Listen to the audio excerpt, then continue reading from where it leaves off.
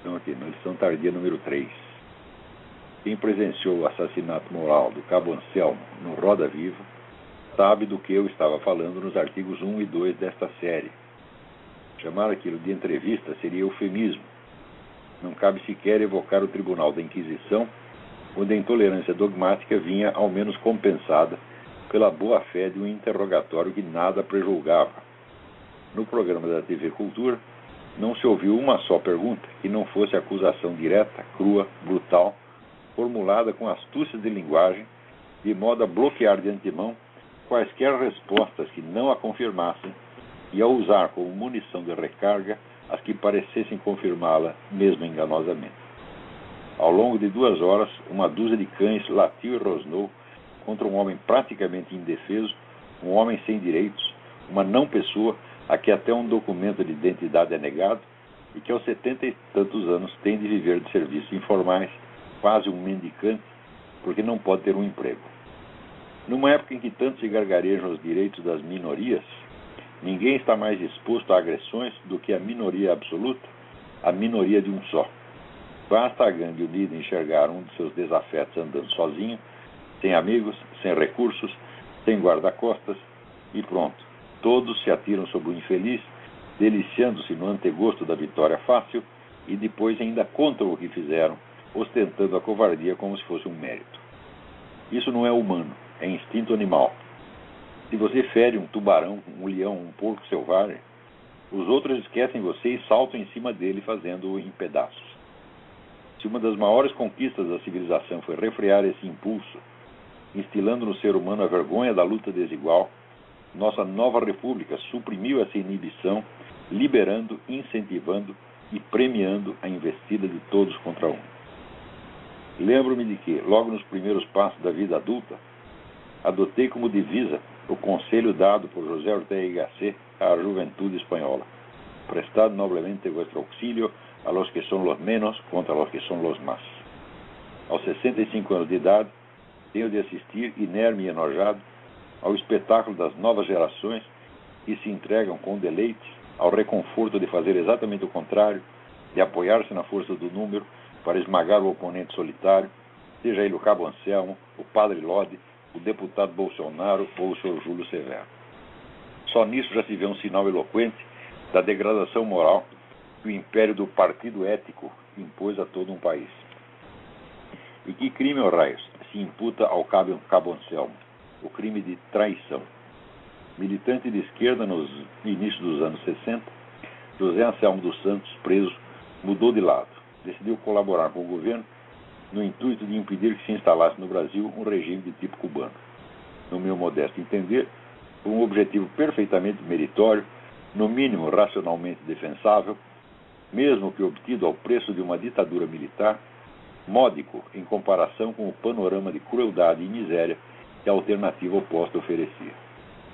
Ninguém em sã consciência pode negar que as 400 vítimas do regime militar, quase todas terroristas ou colaboradoras de organizações terroristas, são uma cota de sangue humano bem menor que os 100 mil mortos da ditadura cubana. Número se encontra no cubaarchive.org. Diferença ainda acentuada pela desproporção demográfica entre as duas nações. Também não pode negar que os militares, malgrado as violências que cometeram, levantaram economicamente o país como nunca antes ou depois, enquanto o governo Castro reduziu os cubanos à penúria mais desolada e abjeta, baixando a sua ilha-prisão do 4º para o 24º lugar na escala das economias latino-americanas. Um simples cálculo de custo-benefício mostra que o Cabo Anselmo decididamente não escolheu o lado pior. Dirigida desde Cuba, a guerrilha já atuava no Brasil desde 1961, em pleno regime democrático, com a conivência ao menos passiva do próprio presidente da República, e esteve entre as causas, jamais entre as consequências, como tão levianamente se alega, do golpe de 1964. E pode haver de tão essencialmente errado, de tão pecaminoso, de tão hediondo, de tão absolutamente imperdoável em tomar posição contra esse empreendimento macabro após haver colaborado com ele durante algum tempo? E é, afinal, um traidor. O ex-capitão Carlos Lamarck, que devia ao Exército Brasileiro a educação que recebeu as amizades que fez na corporação e os meios de sustento da sua família, não hesitou em roubar armas da instituição para matar com elas os seus antigos companheiros, chegando mesmo a esmagar a coronhadas a cabeça de um prisioneiro amarrado. O Sr. José Dirceu, preso por atividades terroristas e trocado por um embaixador, tão logo desembarcou em Havana, se integrou no serviço secreto militar cubano, mediante favor de Raul Castro, fazendo-se cúmplice ativo do assassinato de milhares de civis desarmados, e ao voltar para o Brasil se tornou deputado, ministro, presidente de partido e, por fim, lobista milionário, sem jamais ter provado seu desligamento daquela entidade estrangeira. Lamarck não só jamais foi chamado de traidor por ninguém da mídia chique, muito menos pela matilha do Roda Viva, como foi proclamado herói e elevado post-mortem ao posto de coronel. Dizer que lutou pela democracia é mentira sórdida, já 1000 vezes desmoralizada. Toda a sua luta fez parte do esquema cubano de ocupação continental, sob a direção da famigerada OLAS, Organização Latino-Americana de Solidariedade, primeira versão do que viria a ser o Foro de São Paulo. Quanto ao ex-ministro, nem mesmo depois de perder o mandato por conta das suas atividades de engenheiro-chefe do mensalão, chegou a ser incomodado por cobranças quanto ao seu comprometimento com interesses de um governo estrangeiro, diante do qual sua subserviência chega literalmente às lágrimas de devoção. Tudo quanto sofreu foi uma punição pro forma, com a qual nada perdeu do seu poder, bem como uma bengalada na cabeça, desferida por um cidadão que depois morreria na cadeia em circunstâncias misteriosas e jamais esclarecidas. José Anselmo dos Santos nunca matou ninguém, nem enriqueceu com dinheiro público. Apenas passou informações à polícia.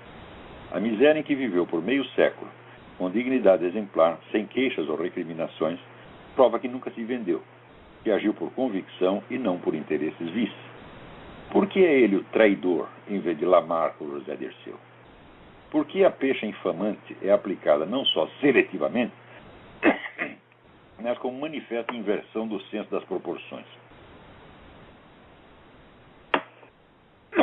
É simples, porque no Brasil do PT, a traição não consiste em atos objetivamente definíveis, imputáveis a qualquer um que os cometa, independentemente da bandeira ideológica sob a qual serviu ou desserviu.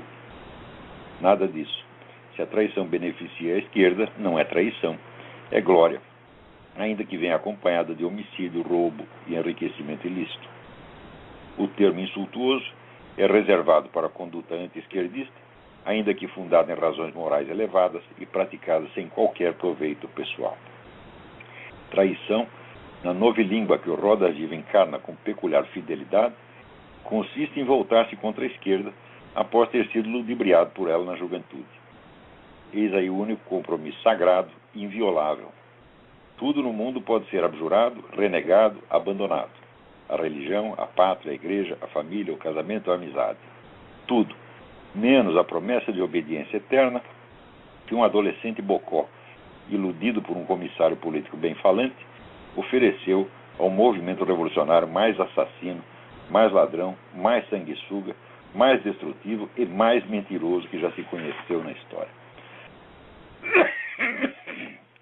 A esse movimento, com maior ou menor consciência do que faziam, os cães de guarda que atacaram o Cabo Anselmo mostraram mais uma vez sua devota e inflexível lealdade, recusando-se, por princípio e por automatismo mental profundamente arraigado, a examinar mesmo de longe a hipótese de que o adversário pudesse ter alguma qualidade humana, alguma virtude moral, alguma razão plausível para agir como agiu, fora o interesse vil e a maldade explícita. Viram vocês que um daqueles canalhas do Roda Viva chegou a chamar o Cabo Anselmo de Judas, quer dizer, significa o movimento comunista internacional, que ele traiu, é Jesus Cristo em pessoa.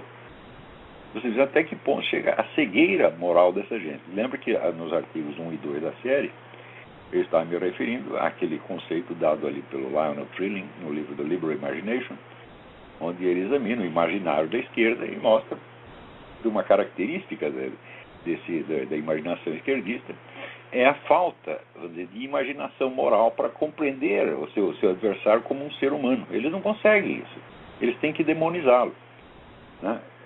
O Lionel Trilling não entra neste outro aspecto, mas Se nós perguntarmos por que é assim, a coisa é mais do que evidente. Quer dizer, nunca houve no mundo uma entidade tão assassina, tão genocida, tão má quanto o movimento comunista. Nem Hitler chega a se compara. Quer dizer, Hitler matou, vamos dizer, aproximadamente 1/5, 1/6 do que os comunistas mataram. Então é evidente que estão tão sujos de sangue, né, estão tão profundamente mergulhados no mal, tão profundamente comprometidos com o mal, e é evidente que eles têm que acusar os outros, eles têm que demonizar os outros para encontrar um certo alívio, para poder continuar, vamos dizer, imaginando que são, vamos dizer, pessoas boas, né? Então, tanto o exagero estriônico na autobeatificação, quanto a necessidade compulsiva de desumanizar e deformar a imagem do adversário mostram, evidentemente, um estado patológico. Então, quem quer que se comprometa com essa coisa, mesmo, você entrou inocentemente por idealismo, bom, você entrou por idealismo, isso é um motivo subjetivo, mas objetivamente você já está comprometido com essa coisa, você já está, vamos dizer, carregando a culpa objetiva. Ainda que você não saiba, você está colaborando com isso. Então, é por isso que, vamos dizer, hoje em dia, eu acho que é impossível você levar a esquerda a sério como uma força moral, respeitável. Não é de jeito nenhum. A esquerda é crime organizado e só isto. Aliás, já começou assim. De vez em quando ela deixa de ser isso e se comporta de uma maneira um pouco mais decente. Mas, sobretudo hoje, né, essas características são muito evidentes.